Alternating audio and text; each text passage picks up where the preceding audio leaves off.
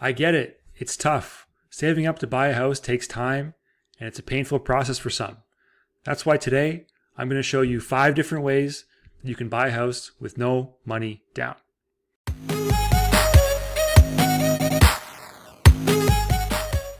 Hey guys, welcome to the channel. My name is Andrew Ferguson, and for the past 7 years, I've been learning and investing in real estate and the stock market in effort to create a better financial future for myself and my family.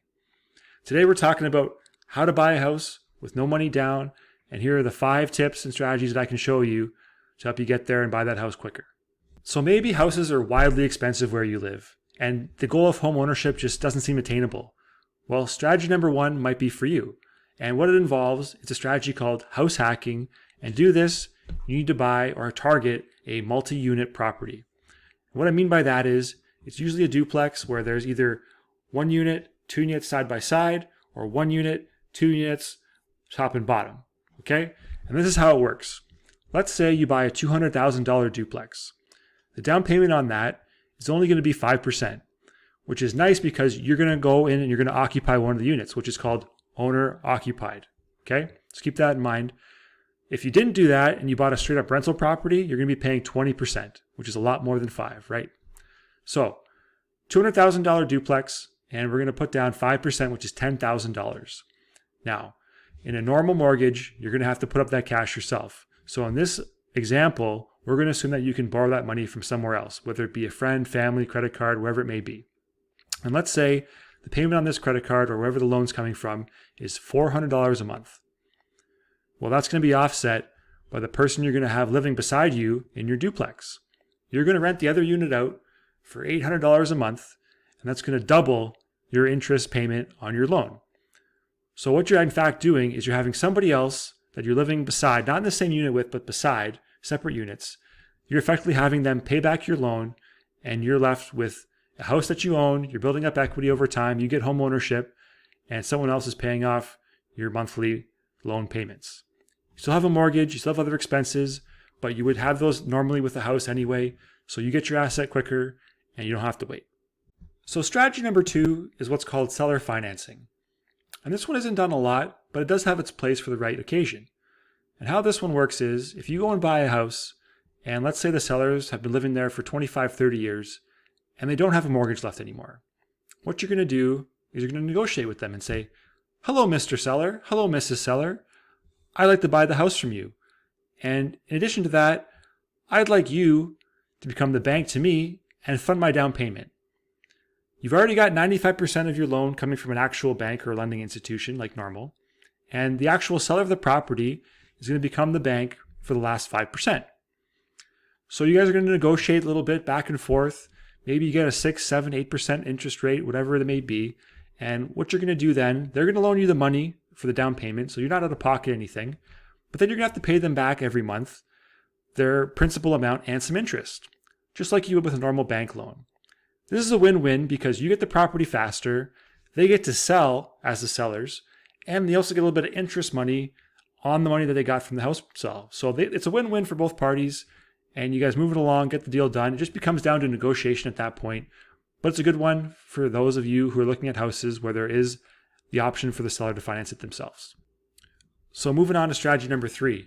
And if you guys are still with me, smash the like button if you guys are getting value out of this. Number 3, we're talking about utilizing a home equity line of credit. And to be able to do this, you need to have a property of your own that you've held for some time and that it's built up some equity. And when I say the term equity, what I'm talking about is the difference between the housing price or the current value and the remaining mortgage that you have. So for example, if you own a home worth $500,000 and you owe a mortgage right now of $300,000, you're going to be left with $200,000 of equity.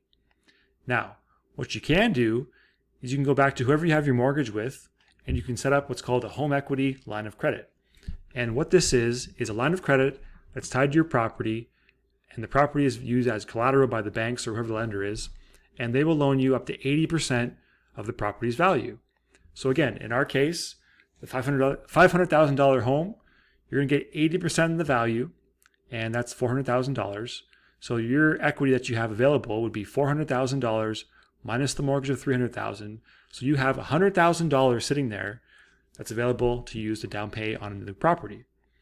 And as you own a property, and you'll find this out if you don't have one already, but as you own a property over time, housing prices generally go up. They do go through spurts where they go down, but generally they go up, and you build up more equity over time. So maybe the first year you own a property, it's not very high. And then by year 5, 10, you have some serious equity being built up. And then by year 15, 20, you got some major equity built up. As the price of the home goes up, the price of the mortgage goes down. And that in between area is the equity that you're building all the time. So again, this one's great if you have a property and you have access to it. People do this, and investors do this all the time to keep buying properties and churning out their portfolio. So if you have access to a home equity line of credit, I recommend taking a look and seeing what you can access. And obviously you're paying a little bit of interest on it, but the interest paid over the long term is very small compared to actually getting another property and owning that asset over time. So the next strategy, number 4, we're talking about getting private loans. And it might sound a little bit shady, but it's done quite frequently actually when you get into people with larger portfolios. But even if you're just starting out and you really want to get a property, you can go about and do it this way. And what it is essentially is you're getting a loan for the bank for 95% of the down payment, and the other 5% you're going to somebody with a load of cash that's going to act as the bank for a second loan. It's kind of like seller financing, except this person doesn't actually own the property. They just have a lot of cash that they built up, and they're going to lend it out to you so you can buy your property that you want. Now, because they're not as big as a bank and they don't have the institutional processes set up, they're going to charge you a little bit more interest. And when I say a little bit more, I mean substantially more. They're going to be like 10% almost minimum for most people, unless they've done multiple deals with you. So you're going to pay a little bit more in interest, and you're going to get the money. You just have to be prepared to pay that interest penalty, but you can go ahead and get everything financed using a private money loan and get into a property that you've always wanted. And our last strategy for today, number 5, you can swipe the credit card. And I don't recommend you do this. This is like a last resort type of deal. If you're in a sticky situation, you need to buy a house for some reason, which I, again, don't recommend this for anyone to do unless it's absolutely necessary. But you can use different kinds of credit, like a credit card, and max it out for your down payment, and then go back and pay it off later on. So maybe you get a really good interest rate. There are times when there's 0% financing on credit cards for up to a year. And I guess if you're a flipper, or you're trying to get into a home, fix it up, and then sell it right away, if you know your exit and entry times, this makes a little bit more sense. But just be aware of the higher interest rates. Obviously, you're up to 20-25% on some credit cards. So if it's a short-term play and you're going to get in, make some renovations, get out and sell the property and flip it, it might make sense for you to do this. Otherwise, I would tread with caution here. It is an option for you. There is credit available. Just be wary and maybe go through the other 4 strategies first before you go down and use a credit card for buying a property. So just before I let you guys go, got the question of the day, and it is, why do you want to buy a house? Is it to get out of your parents' basement? Is it to have a place of your own? Is it to have a place you can party with your friends? Whatever it may be, let me know in the comments below. My first house, I bought kind of on a whim. I just graduated college, needed a place to stay, ended up renting a room to a couple buddies, and fast forward 7 years later, I'm still doing that, just not with friends, with other people now, and I have a couple properties, so it worked out for me. But yeah, let me know what you think. Again, if you found value today, consider subscribing to the channel. You can check out some of the other videos up there, and I'll see you in the next one.